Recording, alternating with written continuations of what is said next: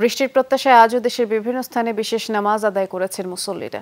সকালে নাটোরের মদনহাট মধ্যপাড়ায় স্থানীয় বাসিন্দারা নামাজ আদায় করেন। মধ্যপাড়া জামে মসজিদের ইমাম মাওলানা ইকবাল হুসাইন ইস্তিসকার নামাজে ইমামতি করেন এবং নামাজ আদায় করে মুসল্লিরা তীব্র তাপপ্রবাহ ও অনাবৃষ্টির হাত থেকে রক্ষা পেতে বৃষ্টির প্রত্যাশায় মোনাজাত করেন।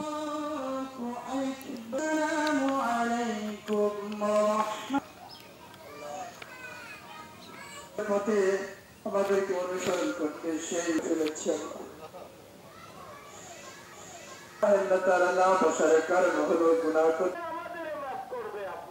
তীব্র দাবদাহ থেকে রক্ষা পেতে মুন্সিগঞ্জেও বৃষ্টির প্রার্থনা করেছেন মুসল্লিরা।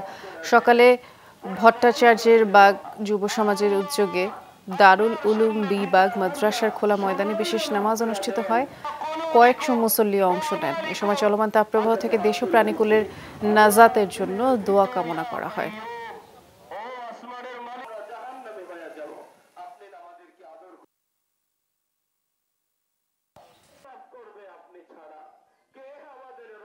আমাদের জন্য আমাদের পশু পাখি কষ্ট পাচ্ছে, আমাদের জন্য আমাদের গাছপালা কষ্ট পাচ্ছে, যার জন্য আমরা তার জন্য ইস্তেগফারের নামাজ পড়লাম।